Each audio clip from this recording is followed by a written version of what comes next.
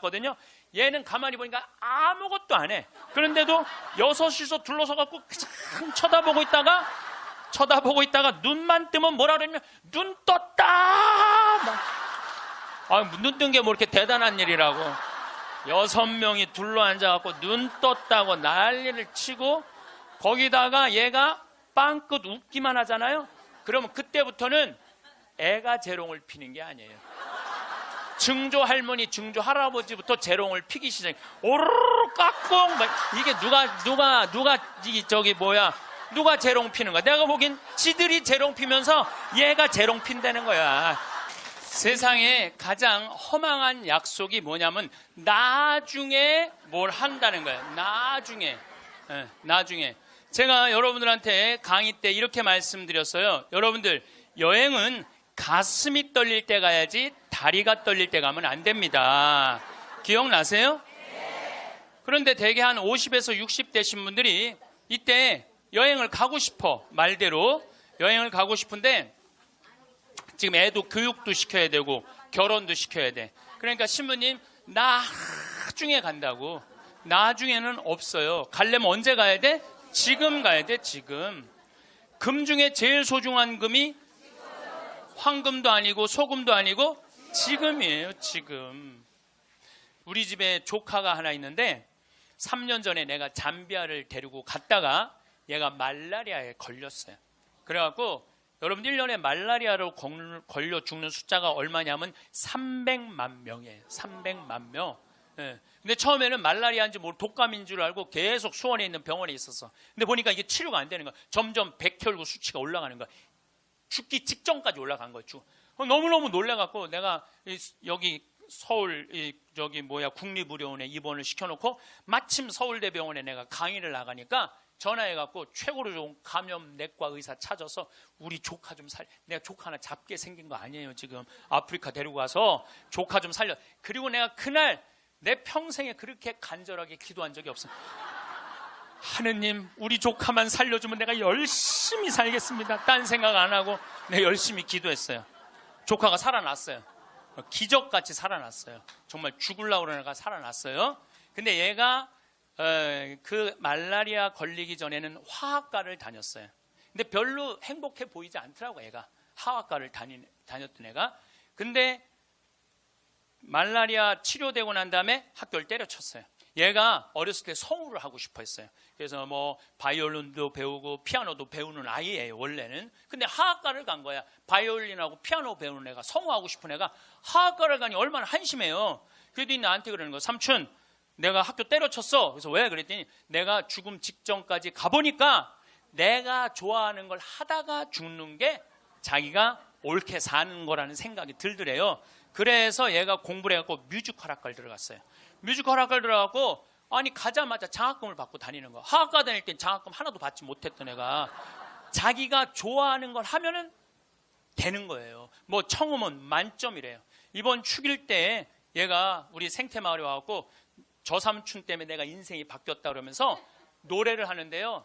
정말로 웬만한 기성 그 뮤지컬 가수보다도 정말 잘한다고 하면 좀 문제가 있겠지만 절대 노래를 기가 막히게 잘하더라고. 얘가 노래를 얼마나 잘하는지 얘가 나하고 목소리가 똑같아.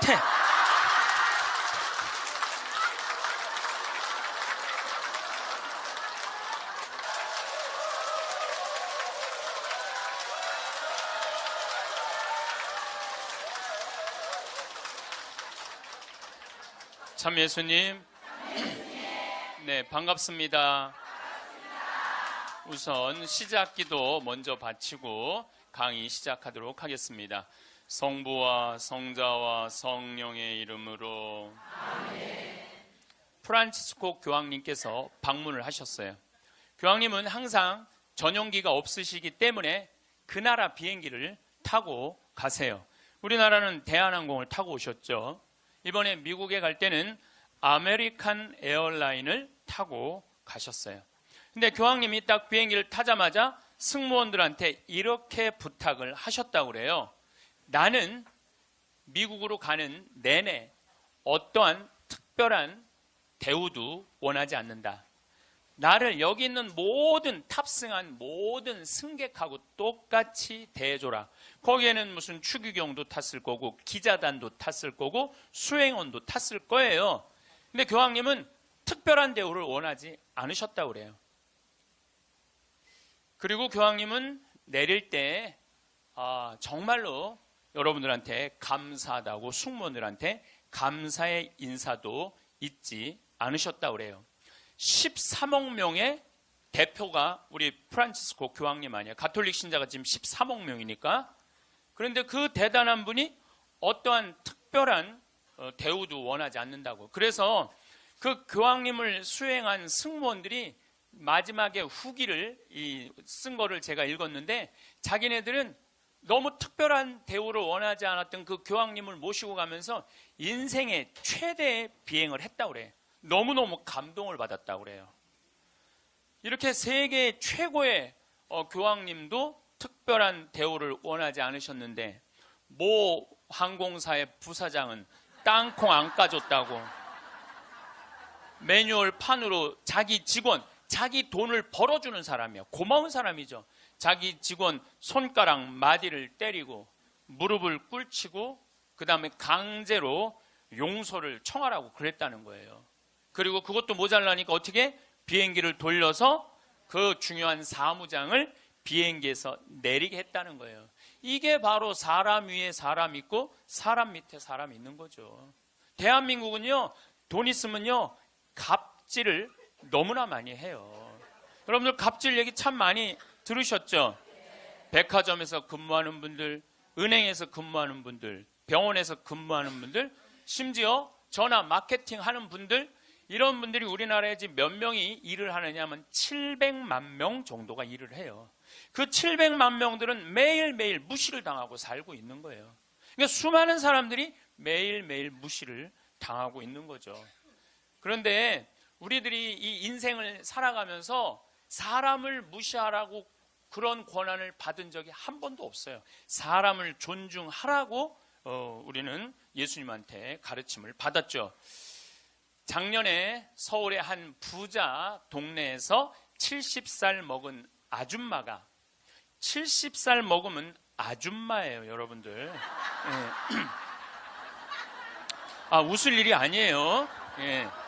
이번에 유엔에서 나이 재정립이 나왔어요. 나이 재정립이 나왔는데 1살서부터 17살을 미성년이라고 그래요. 미성년. 미성년 17살을 18살서부터 65살을 청년이라고 그래요. 청년. 이거는 제가 한 얘기가 아니고 유엔에서 한 얘기예요. 유엔에서 65살까지는 청년이라고 그래요. 나는 65살 미치다 한번 손 들어보세요. 이렇게 청년이 많아 지금. 여기에 청년이 엄청나게 많이 온 거예요. 우리 교회에 청년이 없다고 많은 교회 지도자들은 걱정을 합니다. 근데 저는 걱정할 일이 아니라고 생각해요. 여기 있는 이렇게 많은 청년들이 있는데 왜 걱정을 해? 그러니까 여러분들은 지금 성모에 활동해야 되는 분들이 아니라 청년에 활동해야 되는 분들이에요. 청년에. 만약에 내가 65이 돼서 애도 다 키웠고 결혼도 다 시켰고 나는 이제 늙었다. 65이 나는 늙었다. 이렇게 생각하는 분은 불행한 분이에요. 자, 나는 이제 할 일 다 했으니까 이제 뭐만 기다리고 있으면 돼? 죽을 날만 기다리고 있으면 되잖아요. 근데 죽을 날만 기다리고 있어야 되는데 지금 65살이 언제 죽느냐면 100살쯤 죽을 거예요. 그럼 몇 년 동안 죽을 날을 기다려야 되냐면 35년 동안 매일 죽을 날만 기다리고 있는 거야. 불행해요, 안 불행해요? 65, 난 이제 청년, 이제 끝났네? 66살부터 79살까지를 뭐라고 그러냐면 중년이라고 그래요. 중년. 중년. 제가 한 얘기가 아니고 유엔이 한 얘기예요. 유엔이. 66살부터 79살. 자, 나는 66에서 79살이다. 한번 손 들어보세요. 이게 다 중년들이에요. 중년들. 아줌마들이 지금 79까지는. 그러니까 여기 지금 66살부터 79살까지 지금 노인대학 다니는 분들은 다 자퇴하세요. 다 자퇴하시고 어디에 다시 들어? 성모에 가입해야 돼. 성모에.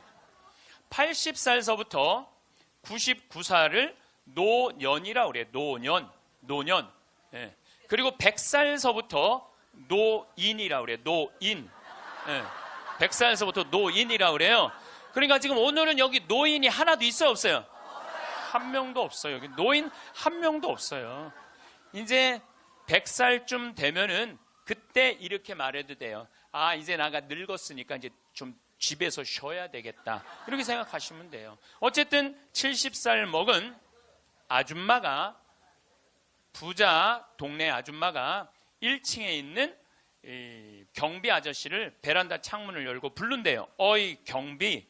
그럼 경비가 와서 5층을 이렇게 올려다보면은 간식 먹으라고 떡을 던져준대. 5층에서 1층으로. 여러분들, 개한테도 5층에서 1층에 던져주면 안 돼요. 저는 제가 키우는 개가 있는데 간식을 줄 때 어떻게 하느냐면 손바닥에 올려놓고 드시라고 이렇게 제가 개한테도 드시라고 내가 이렇게 줘요. 하물며 사람한테 5층에서 1층으로. 제가 그 후기를 좀 읽어보니까 그 경비 아저씨하고 친했대요. 친해서 장난으로 그랬다는 거예요. 여러분들, 본인은 장난일 수 있지만 1층에서 받아먹는 사람은 장난이 아니에요. 본인은 장난일 수 있지만 그것도 꼭 유통기한 지난 걸 줬다는 거. 유통기한 지난 거. 이게 사람 위에 사람 있고 사람 밑에 사람 있는 거죠. 오죽하면은 분신 자살을 했겠어요. 이분이 한 달 동안 피부 이식을 3번이나 했어요. 그러다가 결국 한 달 만에 죽었어요. 우리 사회는요, 돈 있으면 돈 없는 사람 무시하는 경향이 너무 커요. 며칠 전에도 뭐 수아브로스키라고 무슨 액세서리, 거기에서 어떤 사람이 와갖고 점원들한테 이거 고쳐주지 않는다고 무릎 꿇히게 하고. 여러분들, 똑같은 사람끼리 무릎을 꿇히게 한다는 게 말이 돼요? 그 사람은 그 제품을 쓸 자격이 없는 사람이에요. 돈만 있다고 좋은 제품을 쓰는 게 아니라는 거예요. 돈도 있고 그 돈을 쓸 만한 인격도 갖춰야 되는데 우리는 돈만 있고 뭐가 없어? 인격이 없는 거예요. 사람 무시하지 말라고 누가 가장 가르치셨어요? 예수님이에요. 예수님은 마태복음 25장에 이렇게 말씀하세요. 양떼, 염소떼 나눠놓고 양떼들한테 이렇게 말씀하세요. 너희는 하늘나라를 차지해라. 우리가 뭘 잘했다고 하늘나라를 차지합니까? 너희들은 내가 목말랐을 때, 굶주렸을 때, 헐벗었을 때, 병들었을 때, 감옥에 갇혔을 때, 나그네 되었을 때 따뜻하게 맞이해줬다. 주님, 우리가 언제 그랬습니까? 그러니까 예수님 이렇게 말씀하세요. 너희 형제 중에 가장 보잘것없는 사람 하나에게 해준 게 곧 내게 해준 것이다. 혹시 여러분들 노숙자의 집에 가갖고 노숙자들한테 식사를 한번 대접했어. 그러면은 그 노숙자한테도 대접했지만은 누구한테도 대접한 거야? 그렇죠. 노숙자 안에 있는 예수님한테도 대접한 거예요. 그러니까 그걸 다 대접받았던 예수님은 마지막 날에 그 대접받은 걸 다 갚은 거예요. 근데 여러분들이 병든 사람, 감옥에 갇힌 사람, 노숙자들한테 한 번도 대접해 준 적이 없어. 마지막 날 예수님한테 받을 거 있어요, 없어요? 없어요.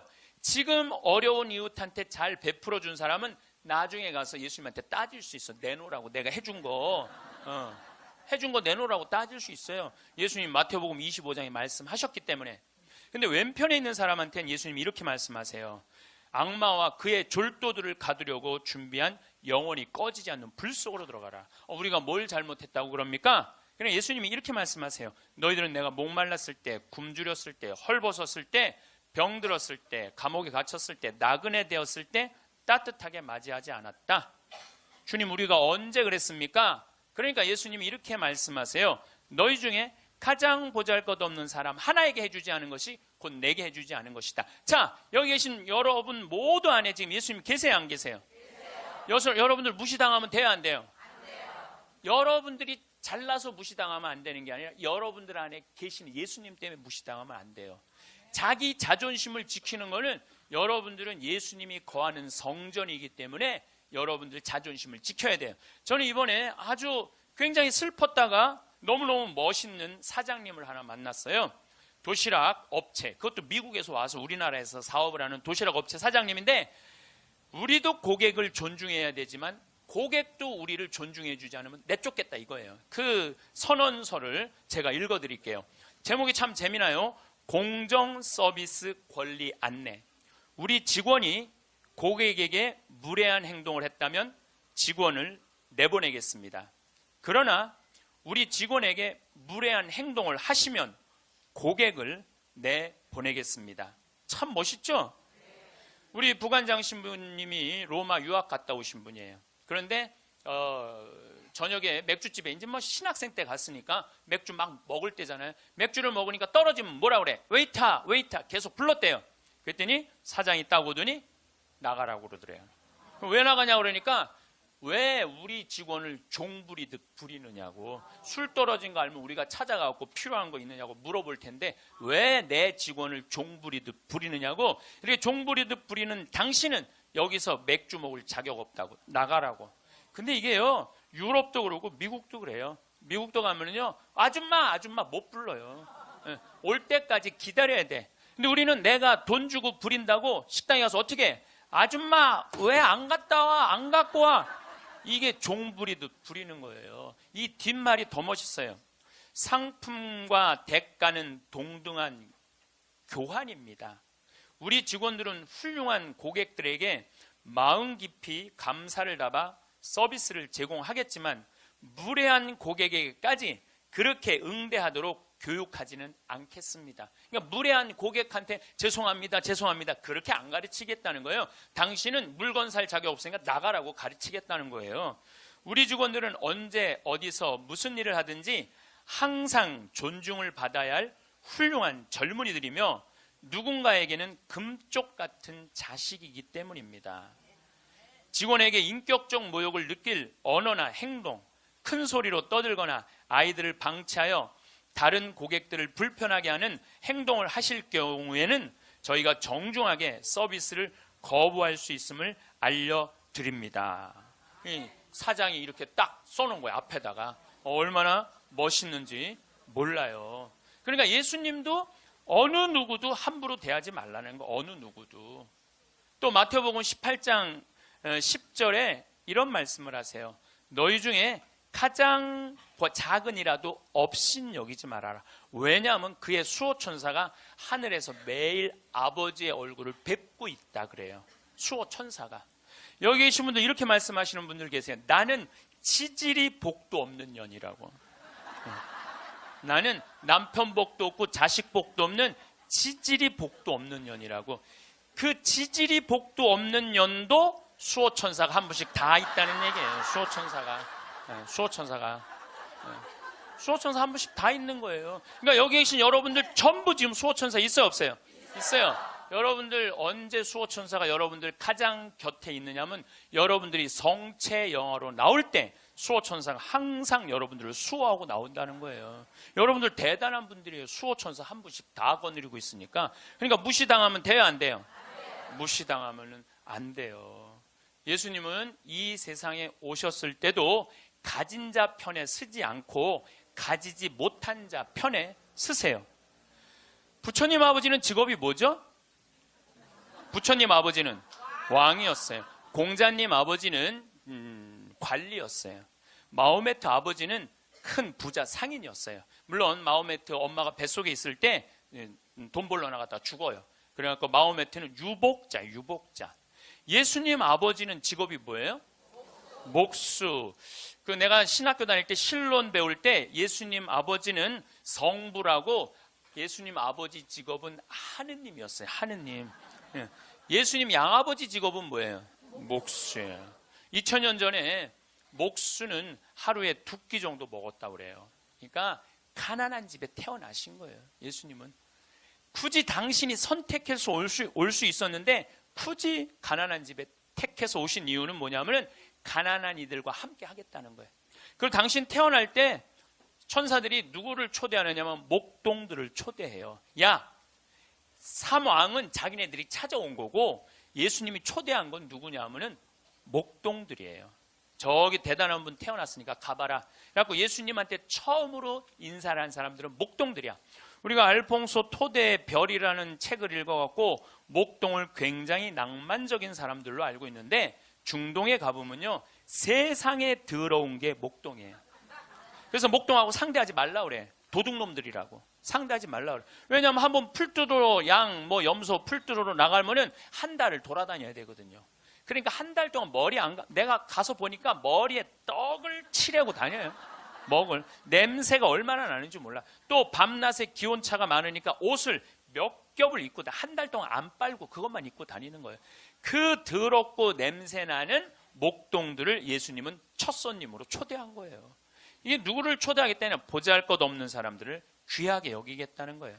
그리고 당신 활동하실 때는 앞 못 보는 사람, 듣지 못하는 사람, 말하지 못하는 사람, 팔 오그라드는 사람, 등 굽은 여자, 다리 오그라드는 사람, 몸 썩어가는 나 환자, 몸 파는 여자, 나라 팔아먹은 세리들이랑 먹고 마시고 놀았다고 그래요.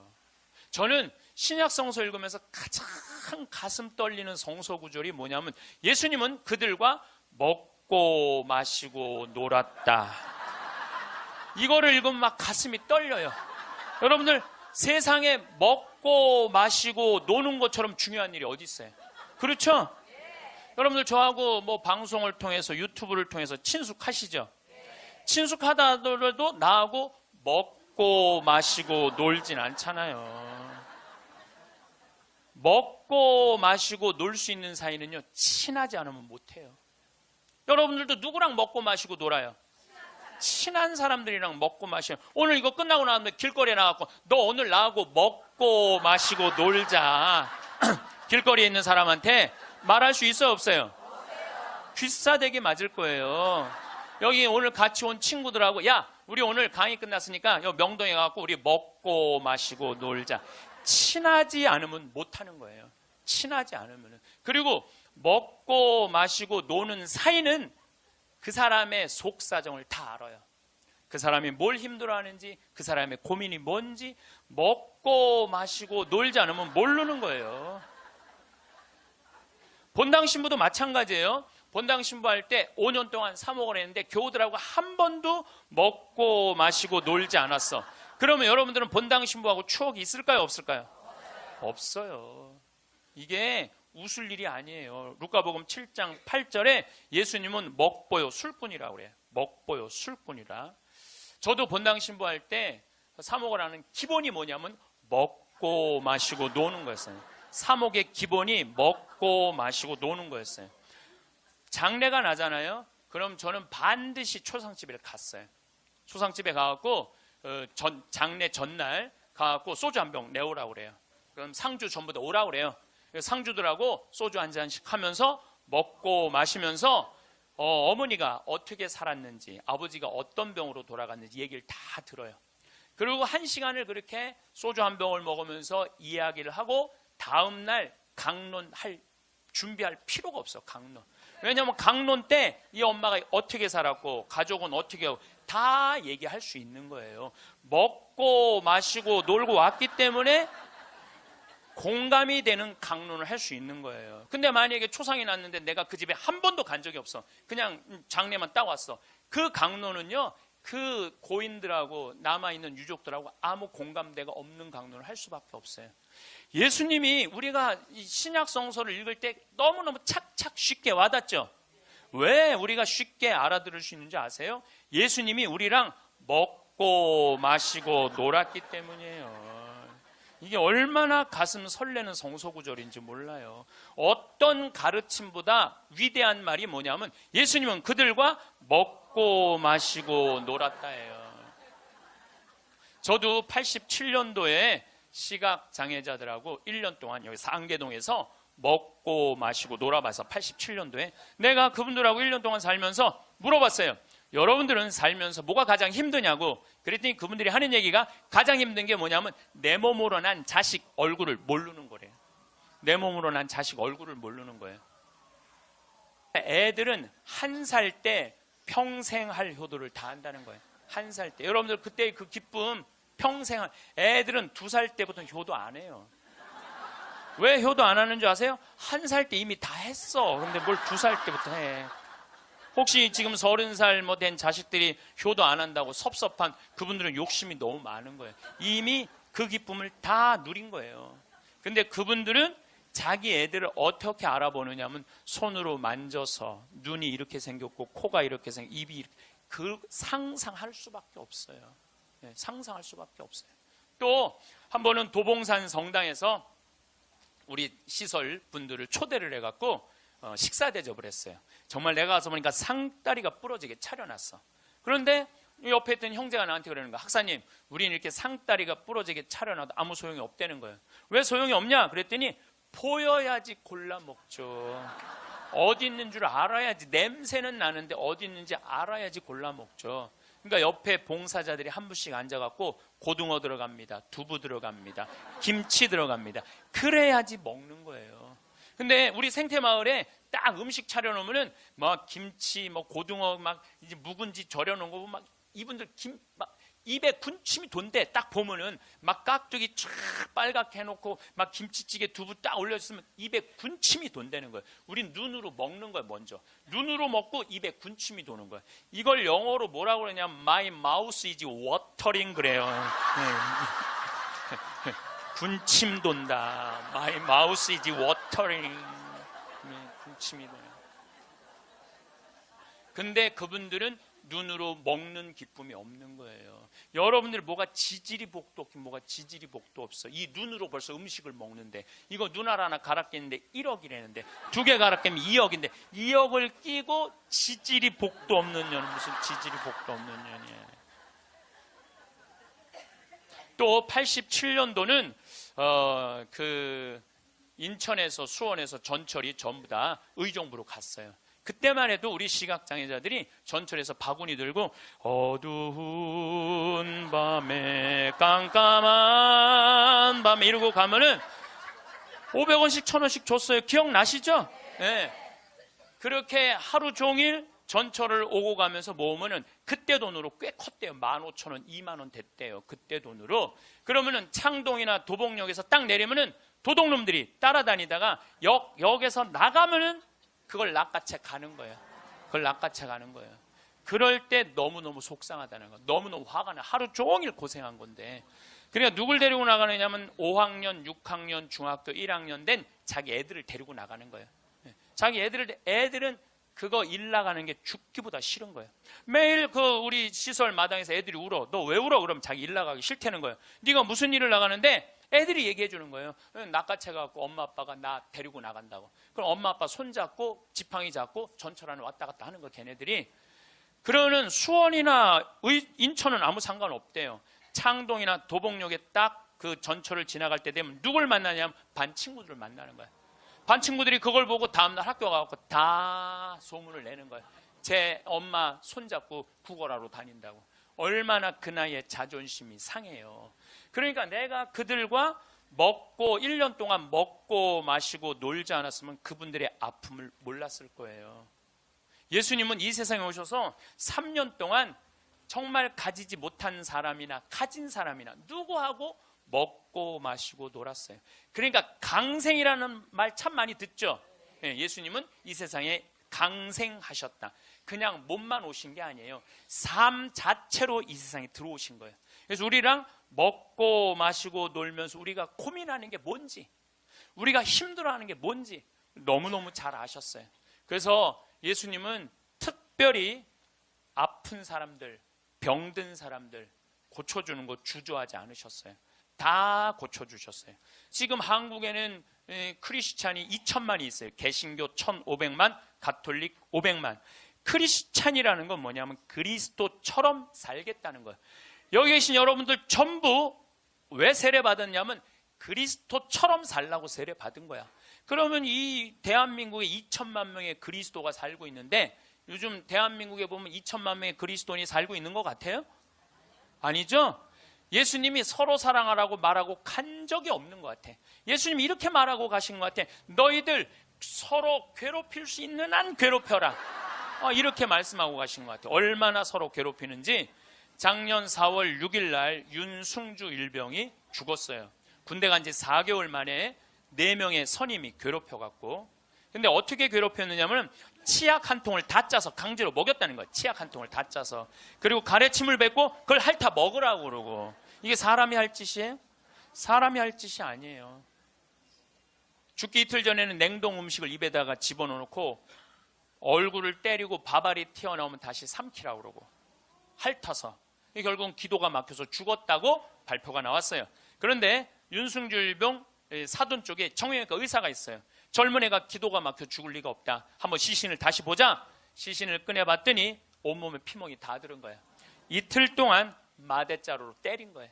그래갖고 맞아 죽은 거예요. 쉽게 말하면 맞아 죽은 거예요. 잠도 안 재우고. 근데 윤승줄병은 군대 가기 전에 전액 장학생이었어요. 대학생이었는데, 그리고 과 대표였고, 이렇게 멀쩡한 아이가 군대 가고 죽은 거예요. 그래서 작년 내내 군대를 개혁한다고 난리를 치는데, 저는 군대를 개혁해서 될 일이 아니에요. 여러분들, 우리나라 애들은 군대 가기 전에 이미 다 망가져서 들어가요. 우리나라 중고등학교 애들, 여러분들 남자애들 보면 눈빛 보면 어때요? 살벌하지 않아요? 이렇게 눈빛 딱 마주치면은 어떤 놈이야 걸리지, 내가 오늘 가만히 안 놔둬, 이런 기세예요. 우리나라 지금 중고등학교 남자애들은 극도의 스트레스 속에서 자라는 거예요. 왜? 경쟁 속에서 경쟁만 가르치고 협력, 이해, 양보, 사랑 이런 게 안 배워요. 경쟁, 출세, 1등만 배운 애들이야. 그러니까 눈에 도끼가 있는 거야, 애들이. 그런 애들이 군대 가고 서로 괴롭히는 거예요. 이미 군대 가기 전에 망가진 거예요. 여러분들 텔레비전 보면 요즘 대한민국 뭔가 잘못 가고 있다는 생각 안 들어요? 뭔가 우리 지금 잘 가고 있어요? 잘 못 가고 있어요. 대한민국 건국이념은 뭐예요? 홍익인간 그건 4348년 전에 단군 할아버지가 한 얘기고, 대한민국 건국이념은 뭐예요? 대한민국 건국이념은 뭐냐면 우리도 한번 잘 살아보세요. 돈이야, 돈. 돈이라면요 무슨 짓이든 해요. 정말 지난 70년 동안 돈을 벌기 위해서 우리는 혈안이 돼 있었어요. 그리고 우리나라는 돈을 많이 벌었어요. 참 많이 벌은 나라예요. 전 세계 다녀보세요. 대한민국처럼 좋은 차 타고 여러분들처럼 이렇게 기가 막히게 멋있는 옷 입고 여러분들처럼 잘 먹는 나라 거의 없어요. 전 세계에서 10위 안에 들어요. 10위 안에 들어요. 참 잘 먹고 잘 살아요. 근데 무슨 영국의 옥스퍼드 대학 나오고 우리나라 기자가 이런 말을 했어요. 기적을 이룬 나라, 기적을 이룬 나라, 기쁨을 잃은 나라. 기적은 이루었는데 너무너무 잘 살긴 하는데 기쁨이 없는 나라야. 전부 다 여기다 헬 조선이에요. 지옥 조선이 지옥 조선. 우리나라를 지금 그렇게 표현하거든요. 그리고 애들이 흙수저 물고 태어났다고. 누구는 금수저 물고 태어났는데 누구는 흙수저 물고 태어났다고. 내가 보기엔 너무 잘 사는데 이런 표현들이 있는 거예요. 이거는요 돈보다 더 높은 가치가 있거든요. 이제 대한민국이 추구해야 되는 건 뭐냐면 돈보다 더 높은 가치를 추구해야 될 때예요. 이제는. 근데 아직도 돈이야. 아직도 돈. 아직도 경제 그래요. 정의, 인권, 자유, 생태계, 자연, 이 높은 가치들이 있는데 우리는 아직도 경제예요. 작년 4월 16일 날 세월호가 왜 침몰했어요? 돈 때문에 침몰한 거예요. 6,000톤급 큰 배들은요, 배 밑에 평형수를 심어야 돼요. 이렇게 다 둬야 돼요. 근데 우리는 4분의 1밖에 평형수를 안 담고 4분의 3은 뭐 실은 거야? 돈 실은 거예요. 돈. 그러니까 304명이나 죽었죠. 단원고등학교 아이들 249명. 피어보지도 못한 그 꽃들이 249명이 죽었어요. 이게 대한민국 모두의 책임이에요. 세월호의 책임만이 아니라는 거예요. 어른 55명이 죽은 거예요. 돈 때문에. 핀란드라는 나라는 건국이념이 뭐냐면 나눔이야, 나눔. 이 나라는 러시아의 100년 지배를 받아요. 100년 지배를 받으면서 독립을 해요. 국민들이 모여갖고 우리 진짜 잃었던 나라를 찾았으니까 이 나라를 어떻게 건설해 나갈 것이냐? 국민들이 그래요. 콩알 한쪽이라도 나눠 먹자. 그래서 이 나라는요, 가난했을 때부터 나누기 시작하고 지금까지도 잘 나눠요. 지금까지도. 지금 국민소득 6만 달러예요. 이 나라는 초등학교, 중고등학교 전액 무상교육이에요. 근데 더 놀라운 건 대학생들도 전부 공짜로 대학 다 다녀요. 그리고 기숙사도 다 공짜야. 시골에서 헬싱키로 공부하러 올라왔어. 그러면은 기숙사비 다 국가에서 다 대줘요.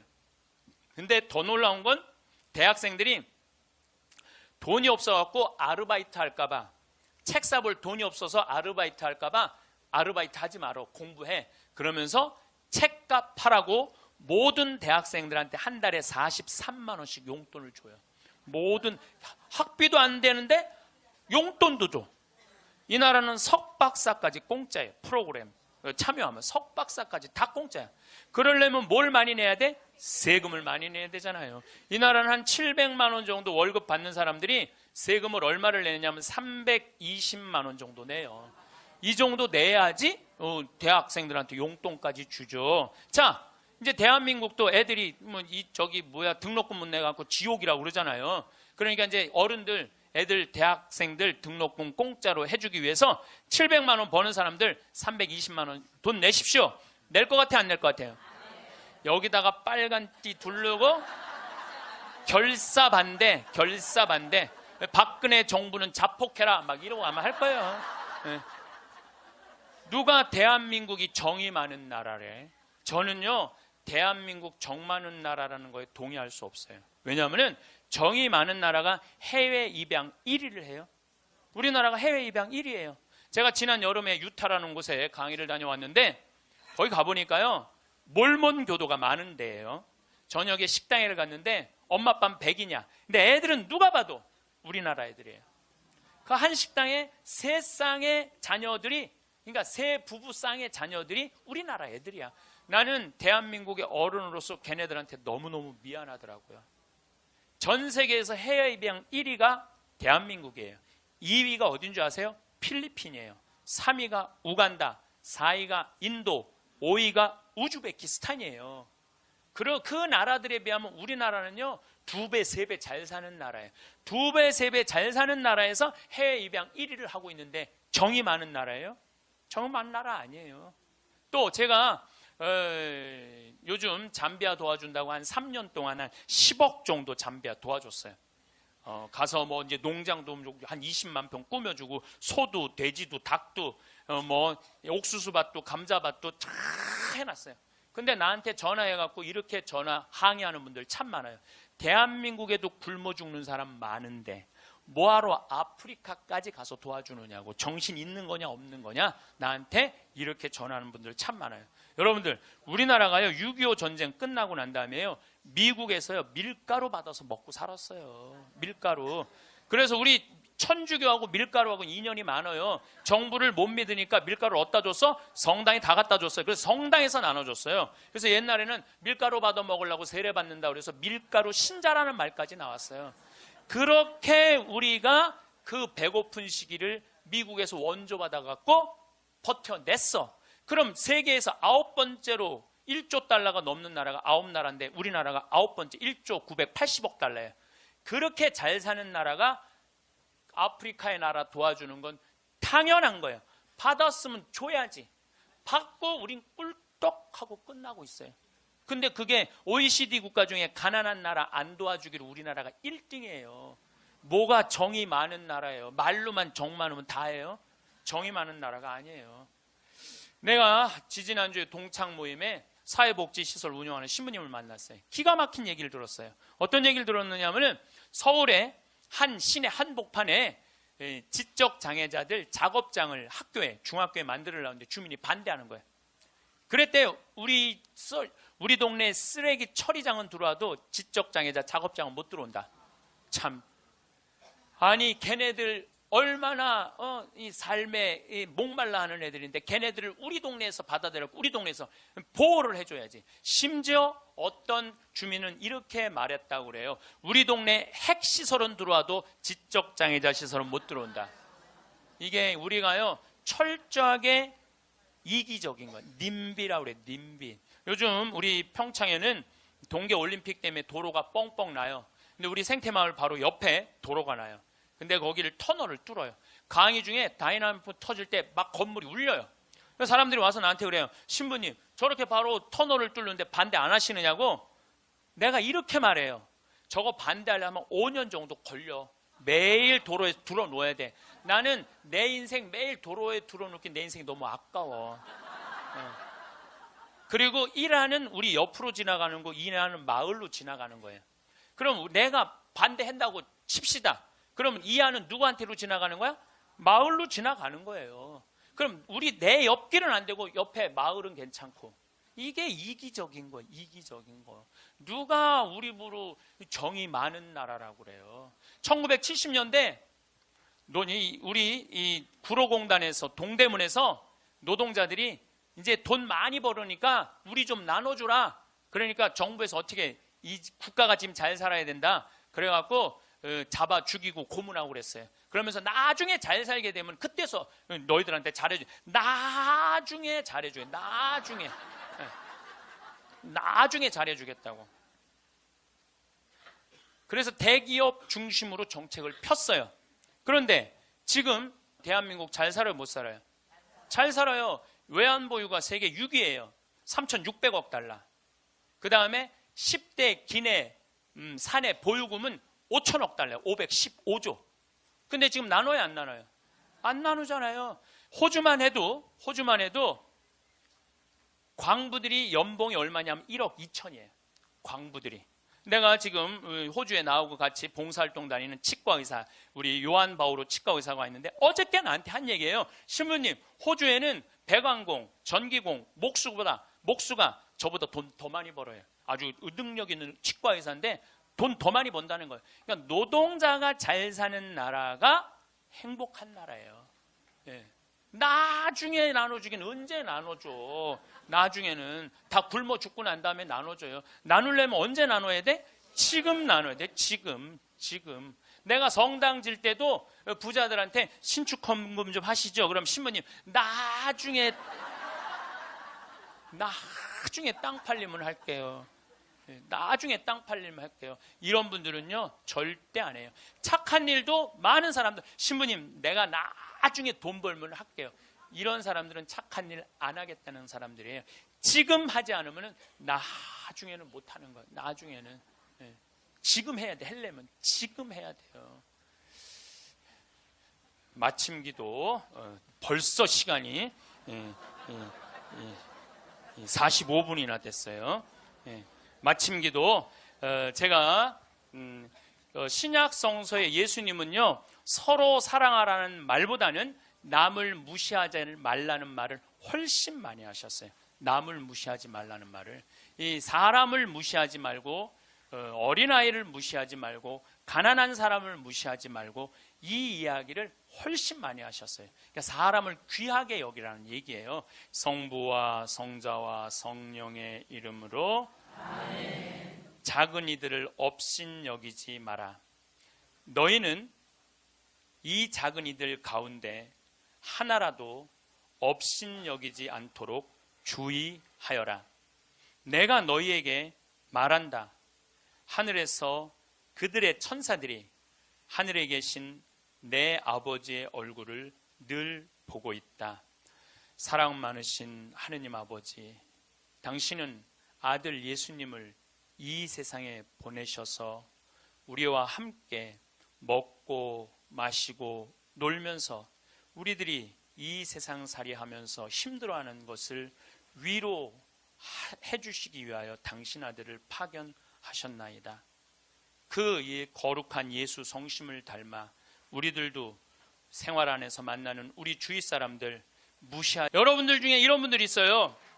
오늘 정말로 갈비가 먹고 싶다. 내가 아들을 셋을 키워놨는데 큰아들이 사줄래나 둘째 아들이 사줄래나 막내 아들이 사줄래나 이렇게 생각하는 분은 바보 중에 상바보예요. 왜냐하면 아들이 무당이야? 막 일하다가 엄마가 지금 갈비 먹고 싶어 하네? 오늘 가서 사드려야 되겠다. 이런 자식 있어요, 없어요? 없어요. 지금 갈비 먹고 싶은 거 누구만 알아? 나만 알아. 그러니까 누가 사줘야 돼? 내가 사줘야 돼. 누구 돈으로? 내 돈으로. 여러분들이 행복하시고 싶으면은 뭐를 버려야 되냐면 거지 근성을 버려야 돼. 거지 근성. 누가 사주기를 바라는, 누가 나를 행복하게 해주기를 바라는 이 거지 근성을 버려야 돼. 먹고 싶은 거 있으면 누가 사 먹어야 돼? 내가 사 먹어. 행복하고 싶으면 누가 행복하면 돼? 내가 행복하면 돼. 언제? 나중에 말고 언제? 지금. 여러분들 지금 어느 교수님이 한 얘기지만은 아이스크림이 있어. 이 아이스크림이 있는데 너무 더워. 그럼 이거 어떻게 해야 돼? 먹어야 돼. 언제 먹어야 돼? 지금 먹어야 돼. 이거 나중에 먹는다고 놔두면은 이거 녹아서 남아 있어요? 안 남아 있어요? 저한테 많은 암 환자들이 오죠. 많은 암 환자들이 와서 하소연할 때 이런 얘기를 해요. 신부님, 제가 정말로 이제 60부터 행복하려고 30살서부터 60살까지 돈만 모으고 아무데도 놀러 안 갔다는 거야. 근데 암이 걸려갖고 이제 아무데도 갈 수가 없다는 거야. 억울해 죽겠다는 거야. 차라리 그때 갈 걸. 미국 사람들은요, 5개월 일해서 한 달 여행 가는 게 목적이에요. 5개월 열심히 돈 모아. 그건 이번엔 내가 뭐 어딜 간다 그러면 열심히 와서 한 달 휴가 화끈하게 갔다 와요. 또 한 5개월 열심히 모아. 또 한 달 화끈하게 왔다가. 그 사람들 한 30년 동안 살면서 거의 60번 정도의 휴가를 멋있게 갔다 오는 거예요. 근데 우리나라는 30살부터 60살까지 나중에 가려고 한 번도 안 가. 근데 덜커덩 뭐가 걸려? 암이 걸려갖고 이거 뭐 죽을지 살지 모르는 그런 상황에 들어가는 경우가 많다는 거예요. 행복하려고 그러면 언제 행복해야 돼? 지금 행복해야 돼. 지금. 나중에는 기다려주지 않는다는 얘기예요. 그래서 투자를 하고 싶어도 여러분들이 가장 어리석은 투자가 뭐냐면 주식 투자예요. 주식 투자. 여기 지금 주식 투자하는 분들 분명히 계실 거예요. 자, 주식 투자를 할 동안은 그 돈 써요? 못 써요? 못 써요. 그런데 제가 모 은행의 지점장들 300명한테 강의를 한 적이 있어요. 근데 그분들이 나한테 이렇게 말을 해요. 대개 주식 투자하는 개인의 96%는 평생 하다 보면은 5천에서 1억 정도는 다 손해보고 나간다는 거. 96%가 써보지도 못하고 날리는 거야. 써보지도 못하고. 저는 요즘 필라테스라는 걸 해요. 제가 필라테스를 하는데 비싸요. 1시간에 뭐 7만 원인가 그 정도 해요. 또 개인 레슨을 하니까. 그런데 제가 뭐 관절염이 있으니까 안 쓰는 근육들이 너무 많더라고. 일주일에 2번을 하는데 내 몸이 나한테 그러더라고. 주인님 너무너무 감사하다는 거야. 나한테. 왜 이렇게 나한테 잘해주느냐고. 필라테스를 하죠. 그 다음에 내가 영어 공부하죠. 나한테 하는 투자는 아깝지 않아요. 그런데 주식 투자는 써보지도 못하고 날리는 거야. 아니 여러분들 5천만 원을 날린 분들 내가 물어볼게요. 여러분들 그 5천만 원을 갖고 자기한테 투자했어. 자기 신앙에 투자했어. 5천만 원을 가지고 이스라엘 성지순례를 10번을 갔다 왔다고 생각을 한번 해봐요. 그럼 여러분들은 지금 10번 갔다 온 분들은 예수님하고 트고 지낼 수 있어요. 이스라엘 성지순례 10번 갔다 온 분들은 예수님하고 그냥 맘먹고 막 트고 그냥 얘기할 수 있어. 그게 나 주식 투자 5천만 원을 갖고 한 푼도 못 건져갖고 아이고 속이야 아이고 가슴이야 이러고 사는 게 나아요. 어느 게 나아? 그러니까 오늘부터 주식 다 팔고 어떻게? 자기한테 투자하세요. 나중에 투자하지 말고 언제 투자해? 지금 투자해야 돼. 지금 투자해야 돼. 우리는 어떻게 행복한지도 모르고 서로 무시하고 사는 게 기쁨이 뭔지도 모르고 살아. 어쨌든 우리 이 대한민국의 건국이념은 돈이야. 돈이기 때문에 돈을 벌어야 되는데 땅덩어리가 넓어요? 캐나다는 우리나라보다 102배가 나라가 넓어요. 102배가 나라가 넓은데 이 나라는 나무만 팔아도 100년을 먹고 산다는 거예요. 나무만 팔아도. 사우디아라비아는 석유만 팔아도 국민소득이 7만 달러야. 아무것도 안 해도. 근데 우리나라는 아무것도 없어. 땅도 안 넓고 자원도 없고. 그러니까 우리는 돈을 벌으려면 어떻게 돼? 오로지 믿을 건 뭐 하나밖에 없어? 머리밖에 없어. 그러니까 우리는 돈을 벌으려면 뭐를 해야 되냐면 공부를 해야 돼. 공부. 엄마들이 이렇게 얘기를 합니다. 너 공부해서 훌륭한 사람 돼야 돼. 너 공부해서 너의 재능을 개발해야 돼. 이렇게 말하는 엄마가 없어요. 이놈 새끼야 너 커서 무시 안 당하고 돈 많이 벌려면 공부 열심히 해. 그러니까 우리는 공부를 왜 하냐면 무시 안 당하고 돈 벌으려고 공부하는 거예요. 애가 노래를 너무 잘해. 그럼 엄마가 이렇게 얘기해. 너 그렇게 맨날 배짱이처럼 노래하다가 나중에 커서 굶어 죽어 이놈 새끼야. 공부를 잘해야지. 공부를 국영수를 잘해야 돼. 국영수. 다른 건 노래는 공부가 아니야. 애가 그림을 너무 잘 그려. 너 그렇게 맨날 그림 그리다가 너 그림쟁이들이 나중에 굶어 죽어 이놈의 새끼야. 너 공부를 잘해야지. 공부. 뭐 국영수를 잘해. 국영수. 애가 공을 너무 잘 차. 너 이렇게 밤새 돌아다니면서 공 차다. 너 커서 굶어 죽어 이놈의 새끼. 빨리 들어와서 공부를 해. 그래갖고 뭘 해야 되냐면 국영수를 해야 돼. 그래서 우리나라는요, 학교를 다니면 다닐수록 자기 재능을 죽이는 교육을 하는 거예요. 여러분들 노래 잘하고 공 잘 차고 그림 잘 그리고 뭐 물건 잘 만드는 거 제주고 공부 중에 공부예요. 근데 우리는 그걸 공부라 생각 안 해. 오로지 공부는 뭔 줄만 알아? 국영수만 공부를 알고 있어. 국영수만. 전인지 선수 알죠?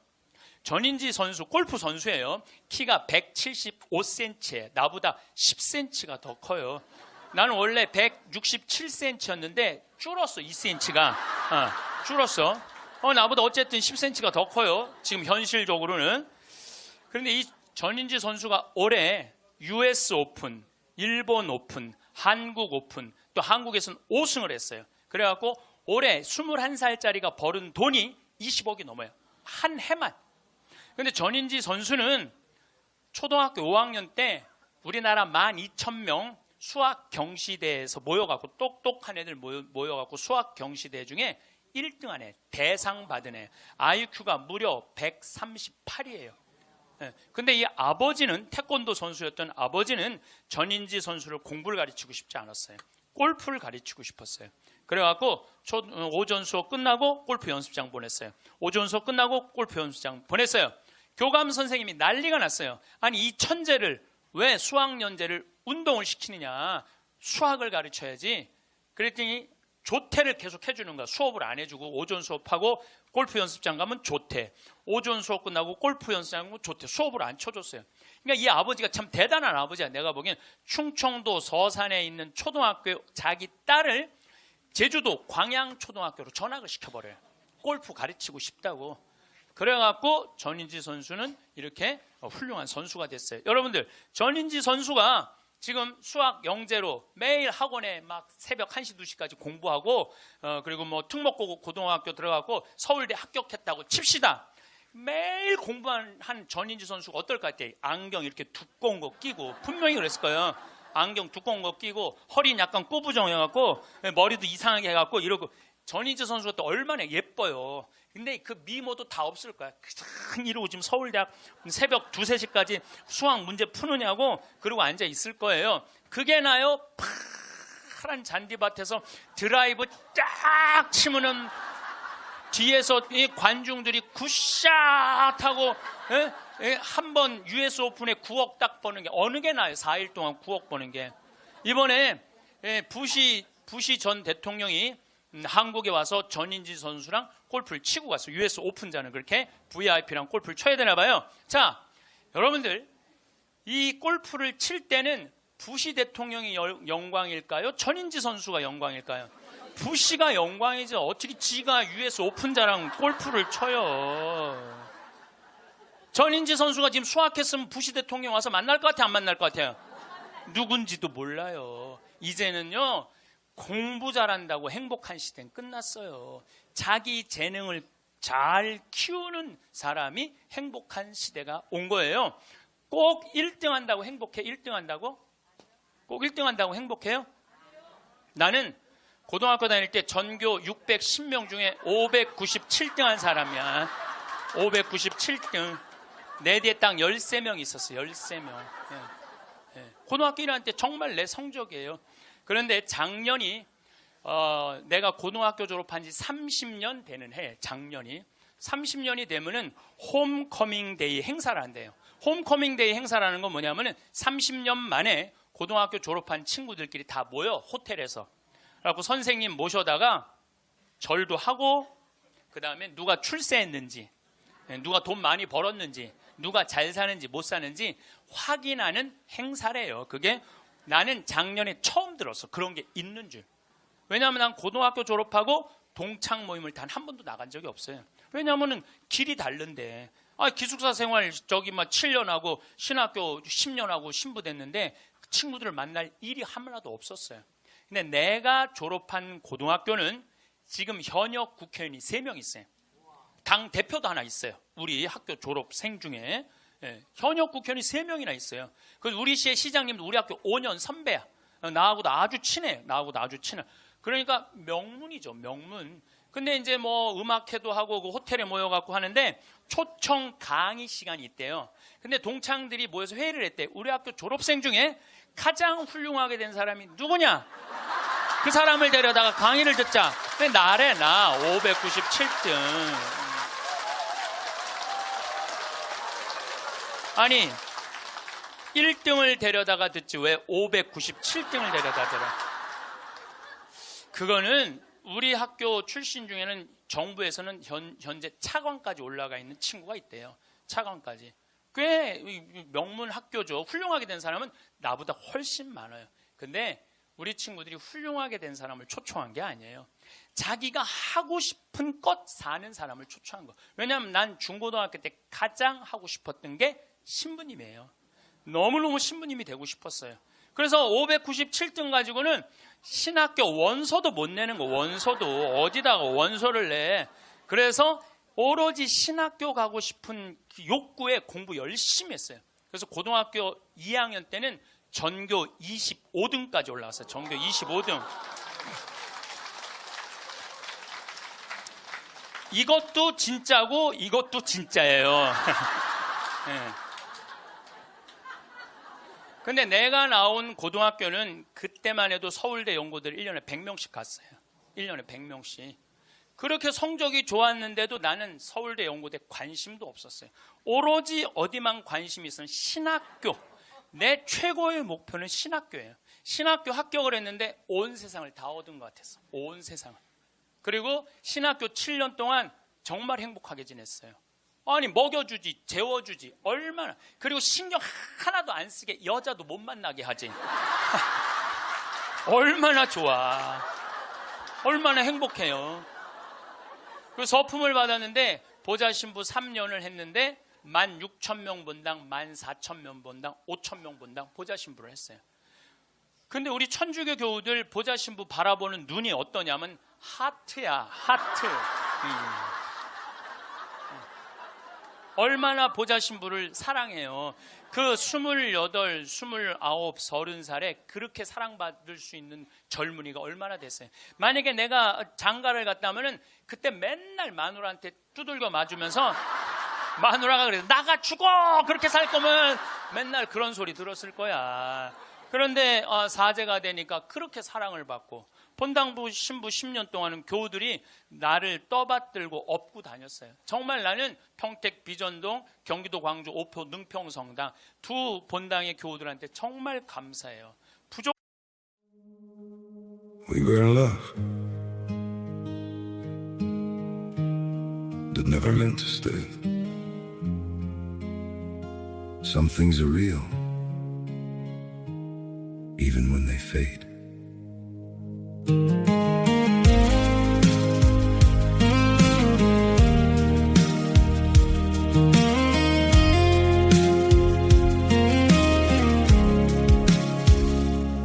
I used to think if we kept holding on, we could bend the truth somehow. But love can't fight what's pulling us apart, and it's breaking us down now.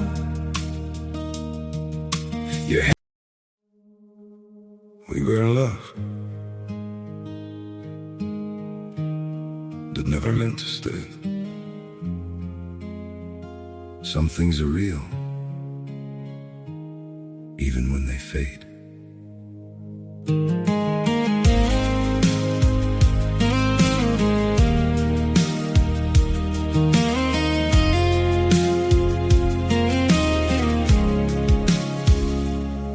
I used to think if we kept holding on, we could bend the truth somehow. But love can't fight what's pulling us apart, and it's breaking us down now.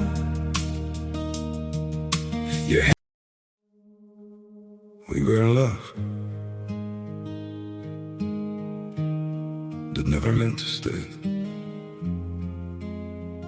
Some things are real, even when they fade.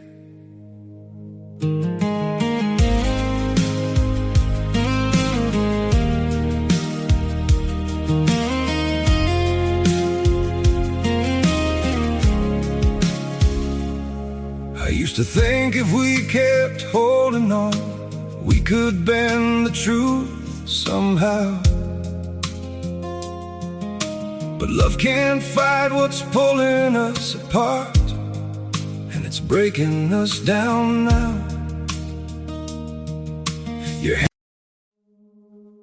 We were in love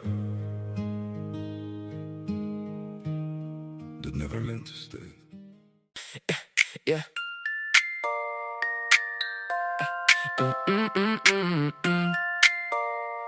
Yeah. You left your name on my screen, like a bruise in a white t-shirt. I kept your hoodie in the chair. Now the room still feels like your turn. I act cool, but I don't when your text hits like rain. I say I'm fine way too fast, and I say it again. Yeah. Say you meant it, if you meant it. Don't keep me hanging on a wire. I was good till you call my bluff. Now I'm all lit up inside. Call me back, call me back. Don't leave me in the dark. Call me back, call me back. You still know who you are. If you want me, say it now. Say it loud, say it loud. Call me back before I burn it down. Call me back. I saw your friends at the store. They said you've been acting brand new, but your old laugh still leaks out when the night gets too true. I don't need another lie wrapped up in a pretty little bow. If you're gone, then be gone. If you're here, let it show. Say you meant it, if you meant it. Don't keep me hanging on a wire. I was good till you call my bluff. Now I'm all lit up inside. Call me back, call me back.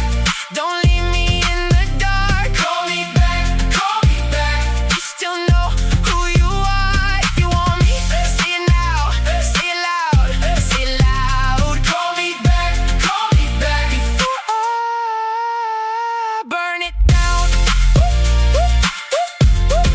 Call me back. One ring, two ring, I'm staring at the floor. If you're done, then say done. Don't make me want you more. I got pride, I got time, but I don't got forever. One honest line could pull us back together. Call me back, call me back. Don't leave me in the dark. Call me back, call me back. You still know who you are. If you want me, say it loud, say it loud, say it loud. Call me back before I burn it down. Call me back. 부족한 것이 참 많은 신부임에도 불구하고 정말로 전 세계에서 대한민국 교우들처럼 신부들한테 잘하는 교우가 어디 있어요? 10년도 행복하게 지냈죠. 그리고 이제 강원도 평창에 가서 산 지 12년이 되는데 정말 요즘 같은 경우는요, 아침에 마당에 딱 서면 물 한 개 펴요. 밤낮 기온차가 있을 때 물 한 개가, 여러분들 물 한 개 피는 거 어떤 거 모르죠? 쫙 피어 올라요. 그냥 눈에 보여요. 그리고 단풍이 쫙 있지. 마당에, 생태마을 마당에 딱 앉아서 강을 내려다보면 근심 걱정이 하나도, 걱정할 게 뭐 있어? 마누라가 있어, 자식이 있어. 근심 걱정이 하나도 없는. 얼마나 행복해. 그러니까 친구들이, 동창들이 와서 나한테 와서 보는 거, 야, 너 정말로 행복해 보인다. 왜냐하면 하고 싶은 일을 하니까, 하고 싶은 일을 하니까 행복한 거예요. 1등이 행복한 게 아니에요, 여러분들. 정말 행복한 거는요, 꼴등도 행복한 나라가 행복한 거예요. 1등이 행복한 나라는 행복한 나라가 아니에요. 작년에 서울에 또 잘 사는 동네에 48살 먹은 명문 사립대 나온 사람이 자기 부인 43살 부인 죽이고 13살, 8살 딸 목 졸라 죽였어요. 아시죠? 근데 이 집이 아파트가 11억이래. 11억인데 이 주식 잡아서 근저당을 잡아서 5억을 날렸대요. 5억을. 그리고 6억이 남은 거죠. 그런데 이제 날리고 난 다음에 왜 죽였느냐? 더 이상 강남에서 최고의 생활을 할 수 없다면 얘네들이 자괴감을 느낄 거라는 거야. 이렇게 사느니 차라리 죽는 게 낫다고 그러고 부인도 목 졸라 죽여 딸들도 멀쩡한 딸들도 목 졸라 죽인 거예요. 그러면 11억 아파트에 5억 날리면은 얼마 남는 거예요? 6억 남죠? 부인 통장에 3억 현찰이 있었대. 부인이 차분히 돈을 모아놔서. 그럼 9억이야. 꼭 강남에서 살아야 돼? 그 9억을 가지고 평창에 와서 살면은요. 평창에 와서 살면요. 갑부예요.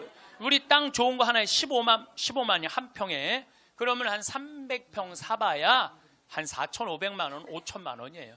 그리고 집 기가 막히게 잘 지면은요. 한 1억 5천이면 정말 이 서울의 어떤 집보다 멋있게 질 수 있어. 그래봤자 2억이야, 2억.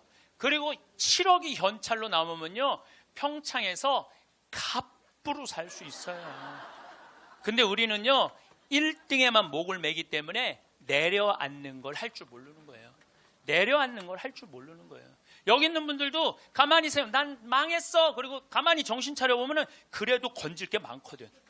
그런 거 정리해갖고 평창에 오면 다 되는 건데 여기서 살라고 그러니까 힘든 거예요. 여기서 살라고 그러니까. 그러니까 1등병을 고쳐야 돼요. 1등병을. 자기가 하고 싶은 거 하고 사는 게 제일 좋은 거예요. 여러분들도 정말 자녀들을 사랑한다면 여러분들이 좋아하는 국영수를 가르치지 말고 국영수를 가르치지 말고 자녀가 좋아하는 걸 찾아줘야 돼요. 그래서 우리는 1등을 해갖고 어딜 들어가야 돼? 서울대학을 들어가야 돼. 이게 행복 공식이야.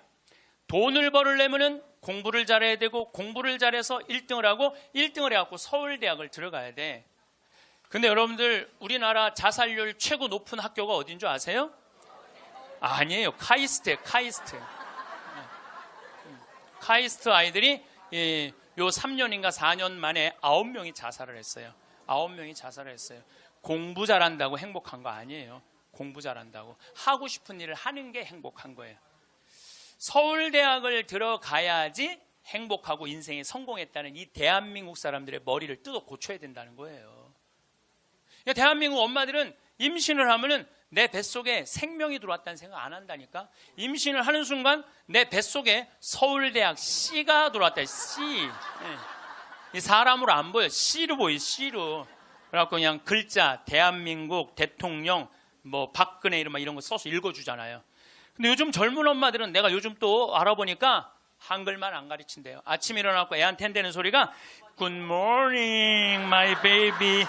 How are you today? 영어로 하는데 영어로 정신이 나간 거죠.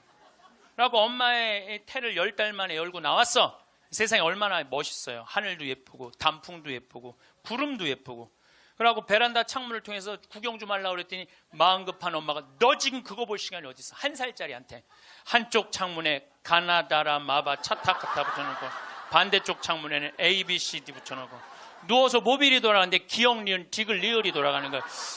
자, 저는 이 이야기를 20년째 하고 있어요. 왜냐하면은 내가 가정방문 다녀보면서 제일 꼴배기 싫은 게 애방에 글자, 숫자, 영어 더덕더덕 붙여놓는 거예요.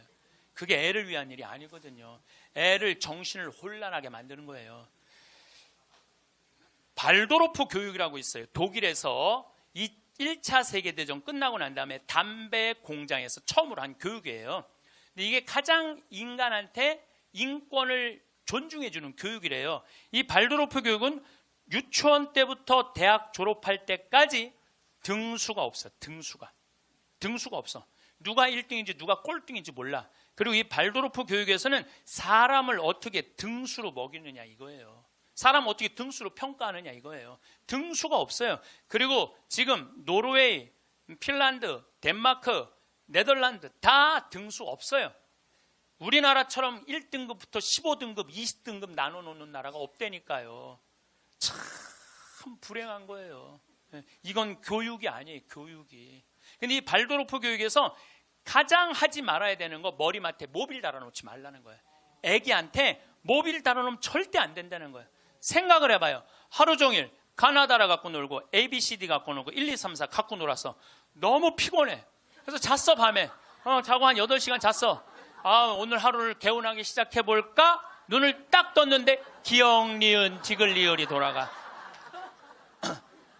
이게 애들한테 보통 스트레스가 아니라는 거예요. 그런 애들이 커서 다 치약 한 통을 다 짜서 동료 병사들을 먹이는 거예요. 그런 애들이. 그러니까 우리나라 애들은요, 어렸을 때부터 너무 스트레스를 받아갖고 중학교 2학년만 되면 폭발하는 거예요. 그래서 중2병이 나오는 거예요. 부모가 너무너무 괴롭혀갖고. 작년에 부산에서 한 초등학교가 선생님이 2학년인데 22명이 한 반인데 다음 중간고사 볼 때 만점 받는 애부터 밥 먹인다.